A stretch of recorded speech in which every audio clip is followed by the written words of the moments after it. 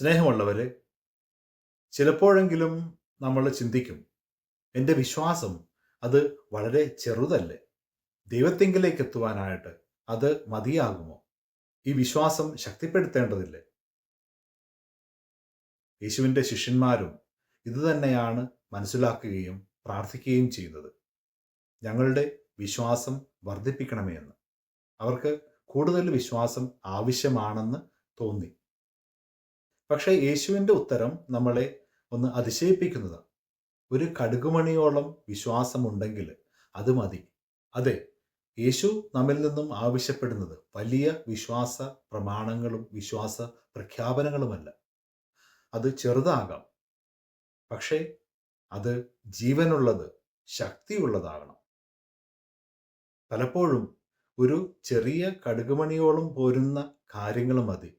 പക്ഷേ അത് സ്നേഹത്തിൽ, നന്മയിൽ ഒക്കെ ചെയ്യുമ്പോൾ അതിന് ഫലങ്ങളുണ്ടാകും.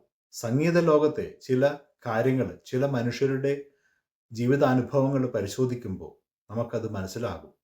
Western classic മ്യൂസിക്കിലെ പ്രശസ്തനായിട്ടുള്ള Johan Sebastian Bach, അദ്ദേഹം വളരെ വിശ്വസ്തയോടുകൂടി എല്ലാ ഞായറാഴ്ചകളിലും തൻ്റെ സംഗീതം അനുഷ്ഠിച്ചിരുന്നു.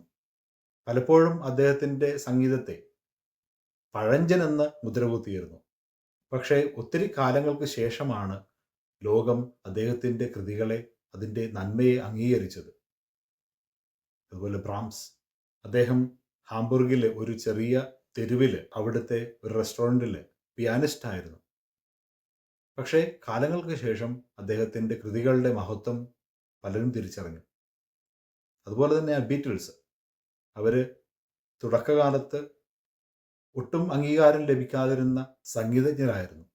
എന്നാൽ പാശ്ചാത്യ സംഗീത ലോകത്ത് ഇവരുടെ പേര് മാറ്റിവെക്കുവാനായിട്ട് സാധിക്കില്ല.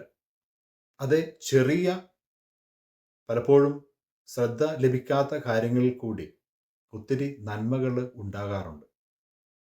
അതുതന്നെയാണ് വിശ്വാസവുമായിട്ട് ബന്ധപ്പെട്ട കാര്യങ്ങളിൽ. ദൈവം പലപ്പോഴും നമ്മിൽ നിന്നും വലിയ കാര്യങ്ങളൊന്നുമല്ല ആവശ്യപ്പെടുന്നത്. അത് യേശുവിൻ്റെ ശിഷ്യന്മാർ മനസ്സിലാക്കുകയാണ്. അവർ ഈ വിശ്വാസത്തിൽ ശക്തിപ്പെടുവാനായിട്ട് ശ്രമിക്കുകയാണ്. കൂടുതൽ വിശ്വസിക്കുവാൻ, കൂടുതൽ ഉറപ്പോടുകൂടി നിൽക്കുവാൻ. മാത്രവുമല്ല, ഇനി വരുന്ന ദിനങ്ങളിൽ വിശ്വാസം ശക്തമാകേണ്ടതുണ്ട് എന്ന് അവർ മനസ്സിലാക്കുകയാണ്.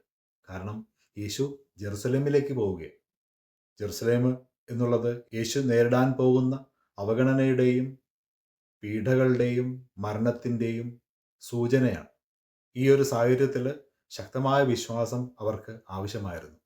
മാത്രവുമല്ല, അവർ ജെറുസലേമിൽ കാണുന്ന കാര്യങ്ങൾ അവർ മിക്കവാറും അലട്ടിയിട്ടുണ്ടാകും. ഒരു വശത്ത് ദേവാലയത്തെ ചുറ്റിപ്പറ്റിയുള്ള മഹത്വപൂർണമായ കാര്യങ്ങൾ, മറുവശത്ത് യേശു പ്രഘോഷിക്കുന്ന സുവിശേഷം അംഗീകരിക്കാത്ത ഒരു കൂട്ടം. അതുകൊണ്ട് തന്നെയാണ് യേശു ഇവിടെ പ്രയോജനമില്ലാത്ത ദാസരെന്ന പ്രയോഗം നടത്തുന്നത്. ഒരു ദാസൻ അയാൾ ചെയ്യുന്നത് അയാളിൽ നിന്ന് ആവശ്യപ്പെടുന്ന കാര്യങ്ങളാണ്. അതിന് അയാൾ നന്ദി പ്രതീക്ഷിക്കേണ്ടതില്ല, ചിലപ്പോൾ ലഭിക്കുകയുമില്ല. യേശുവിനെ അനുഗമിക്കുന്ന ശിഷ്യന്മാർ, അവരുടെ അനുഭവങ്ങളും ഇതുതന്നെ ആയിരിക്കും. സ്വർഗരാജ്യം പ്രഘോഷിക്കുമ്പോൾ അധികാരമോ കയ്യടിയോ ഒന്നുമല്ല നമുക്ക് പലപ്പോഴും ലഭിക്കുക. ഈ ഒരു വിശ്വാസത്തിൽ യേശു അവരെ ശക്തിപ്പെടുത്തുകയാണ്, അല്ലെങ്കിൽ അതിലേക്ക് അവരെ കൈപിടിച്ചു കൊണ്ടുപോവുകയാണ്. ഇത് മനസ്സിലാക്കുന്നത് കൊണ്ടാകാം ശിഷ്യന്മാർ പ്രാർത്ഥിക്കുന്നത്, ഞങ്ങളുടെ വിശ്വാസത്തെ ശക്തിപ്പെടുത്തണം. അധികാരത്തിനോ സ്ഥാനമാനങ്ങൾക്കോ അല്ല, വിശ്വാസത്തിന് വേണ്ടിയാണ് അവർ പ്രാർത്ഥിക്കുന്നത്. നമ്മളും യേശുവിൻ്റെ സുവിശേഷത്തിൻ്റെ വഴിയിൽ ചരിക്കുമ്പോൾ ഈ രീതിയിലുള്ള അവഗണനകളും നന്ദികേടുമൊക്കെ അനുഭവിച്ചേക്കാം. അവിടെയൊക്കെ നമുക്ക് ശക്തമായിട്ടുള്ള വിശ്വാസം ആവശ്യമാണ്. നമ്മുടെ കഴിവോ നമ്മുടെ കാര്യപ്രാപ്തിയോ ഒന്നുമല്ല, ദൈവത്തിൻ്റെ കൃപയാണ് നമ്മിലൂടെ പ്രവർത്തിക്കുന്നത്.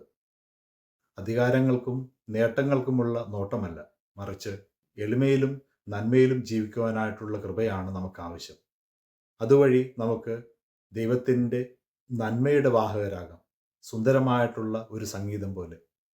ദൈവം നമ്മെ എല്ലാവരെയും അതിന് സമൃദ്ധമായിട്ട് അനുഗ്രഹിക്കട്ടെ. ആമേൻ.